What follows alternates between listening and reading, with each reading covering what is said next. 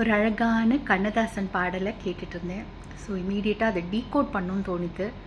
என்னோட புரிதலோட here it goes.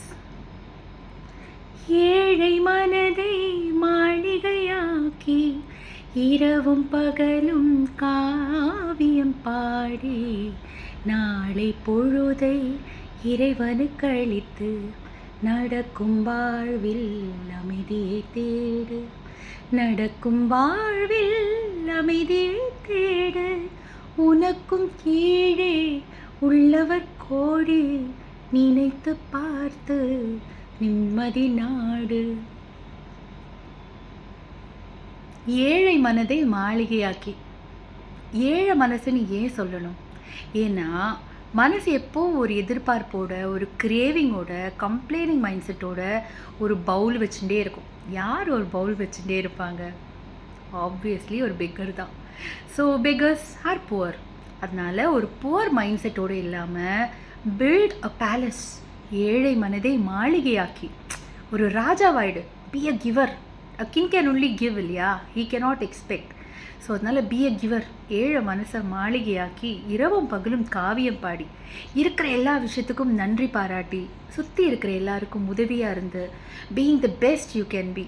ஒரு ராஜாவாக வாழ்ந்து நாளை பொழுதே இறைவனுக்கு அளித்து. நாளை என்பதே நம்பிக்கை மட்டும்தான் இல்லையா? நேற்றுக்கும் இல்லை, நாளைக்கும் இல்லை, இந்த நொடி மட்டும்தான் நிஜம்.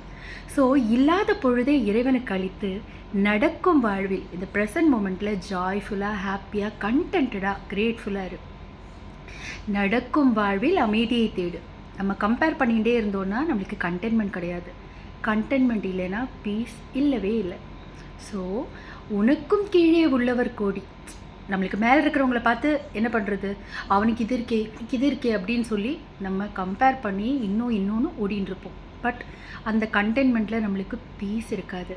அதனால் நம்மளுக்கு கீழே இருக்கிறவங்கள பார்க்க சொல்கிறாரு. எதுக்காக? பார்த்து ஆணவத்தோடு இருக்கிறதுக்கா? Have compassion, be kind. அவங்கள பார்த்து உனக்கு இவ்வளோ விஷயங்கள் இருக்கிறதுக்கு கிரேட்ஃபுல்லாக இரு.